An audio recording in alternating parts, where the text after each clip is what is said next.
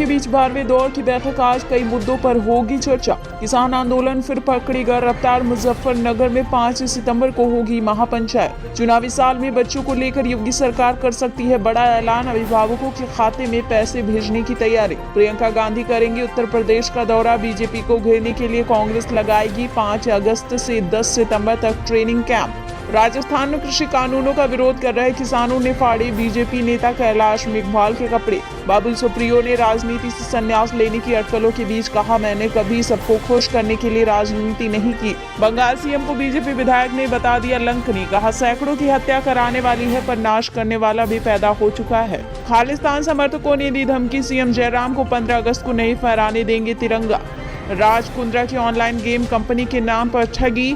BJP नेता राम कदम का दावा, शिल्पा शेट्टी के चेहरे का इस्तेमाल कर हुई ठगी। और हथनी बैराज से पानी छोड़ने के बाद दिल्ली पर संकट, खतरे के निशान से ऊपर यमुना, अलर्ट जारी। देश में कोरोना संक्रमण फिर से बढ़ने लगा है। इसका साफ प्रमाण जुलाई महीने में बढ़ी आर वैल्यू में मिल रहा है और सबसे ज्यादा आर वैल्यू केरल राज्य की सामने आई है। कोरोना के बढ़ते मामले एक और जहां भारत में तीसरी लहर की दस्तक के संकेत दे रहे हैं, वहीं दुनिया के कई देशों में डेल्टा कोरोना की चौथी लहर का भी कारण बनता जा रहा है। WHO ने कहा है कि कोरोना के डेल्टा वेरिएंट ने मिडिल ईस्ट यानी मध्य पूर्व के देशों में चौथी लहर का रूप ले लिया है।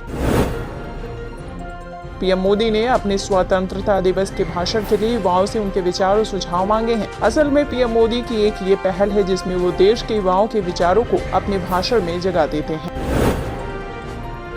समाजवादी पार्टी के अध्यक्ष अखिलेश यादव ने समाजवादी नेता जनेश्वर मिश्रा की जयंती के अवसर पर 5 अगस्त को राज्य भर में अपनी पार्टी के कार्यकर्ताओं को साइकिल यात्रा निकालने का निर्देश दिया है।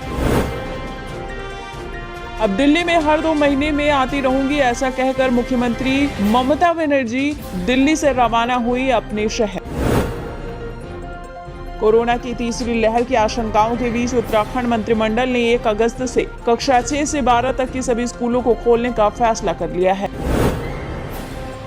ओडिशा सरकार ने कोविड के 66 नए मामलों की पुष्टि की, जिससे राज्य में मरने वालों की संख्या अब 5,834 हो गया है। पेगासस जासूसी मामले को लेकर सुप्रीम कोर्ट में अगले हफ्ते सुनवाई होगी। चीफ जस्टिस NV रमना की बेंच के सामने इस मामले को उठाया गया। दिल्ली सरकार के शिक्षा निदेशालय ने रोहिणी स्थित बाल भारती स्कूल के प्रबंधन को अपने हाथों में ले लिया है। वहीं एलजी के पास से भी इसे मंजूरी मिल गई है। असम सरकार ने कहा है कि ऐसा चुनौतीपूर्ण स्थिति में लोगों को ये हिदायत दी जाती है कि वो मिजोरम की यात्रा न करें। साथ ही काम के सिलसिले में मिजोरम में रह रहे असम के लोग अपनी सुरक्षा का ख्याल रखें। यूपी में किसानों को लुभाने के लिए बीजेपी पार्टी का प्रचार अभियान अब खास तौर से किसानों पर केंद्रित होगा। इसमें विपक्षी ताकतों के हाथों गुमराह होने से किसानों को बचाने के लिए लुभाना और ये बताना शामिल होगा कि बीजेपी ने उनके लिए सबसे ज्यादा काम किया है।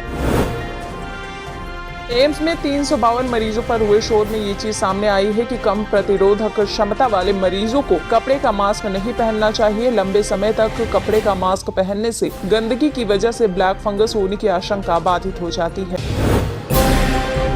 जहरीली शराब कांड के बाद आबकारी विभाग शराब बिक्री की व्यवस्था में बदलाव की तैयारी कर रहा है। दिल्ली की तर्ज पर अब पूरे प्रदेश में आबकारी की दुकानों पर POS मशीनों के जरिए शराब की बिक्री होगी। अगर कोई एक बोतल भी शराब लेता है तो उक्त बोतल पर बार कोड स्कैनर होगा, जिसे दुकानदार POS मशीन से स्कैन करेगा।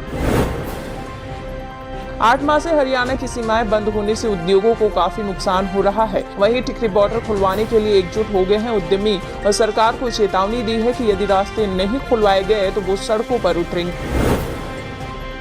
हरियाणा के मुख्यमंत्री मनोहर लाल खट्टर ने प्रदेश में नई राष्ट्रीय शिक्षा नीति लॉन्च की। इस दौरान सीएम ने कहा कि इस नीति को 2025 तक पूरी तरह से लागू करने का लक्ष्य है। शिक्षा के मूलभूत ढांचे में बदलाव के साथ ही गुणवत्तापूर्ण शिक्षा देना सरकार का उद्देश्य है।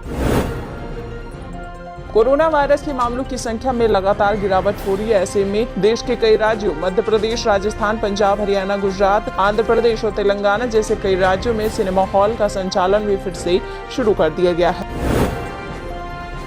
टीम इंडिया के पूर्व सलामी बल्लेबाज गौतम गंभीर ने DDA से यमुना स्पोर्ट्स कॉम्प्लेक्स का नाम शहीद भगत सिंह के नाम पर रखने का आग्रह किया है। साथ ही ये भी कहा है कि प्रवेश द्वार पर भगत सिंह की एक मूर्ति स्थापित की जाए।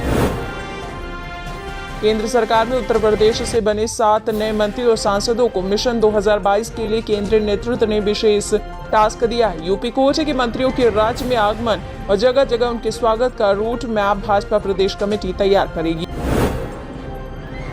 यूपी कोटे के मंत्री और सांसद जन कल्याणकारी नीतियों से लोगों को जोड़ने के साथ ही पीएम मोदी द्वारा मेडिकल में ओबीसी के लिए 27% तथा गरीबों सवर्णों के लिए 10% आरक्षण की चर्चा हर मौके पर लोगों के बीच करते नजर आएंगे।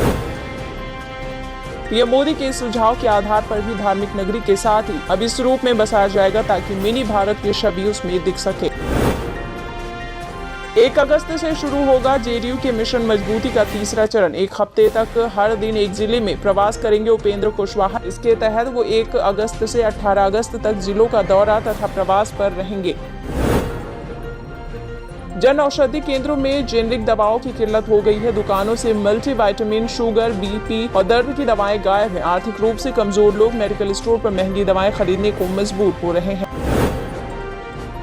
कांवड़ मेले के अंतिम दिनों में आने वाले डाक कांवड़ियों को लेकर हरिद्वार पुलिस ने विशेष प्लानिंग तैयार की है। हरियाणा पुलिस की बाइकों पर विशेष निगाह रखने की निर्देश एसएसपी ने दिए हैं।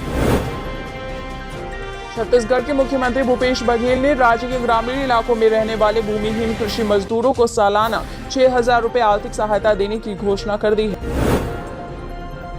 कर्नाटक में 2023 में विधानसभा चुनाव से ठीक पहले बीजेपी बड़े बदलाव के मूड में दिख रही है। लिंगायत से बसवराज बोम्मी को राज्य का नया सीएम बनाया गया। अब जो खबर आ रही है उसके मुताबिक बीजेपी यहां 5 उप मुख्यमंत्री बनाने के बारे में भी सोच रही है।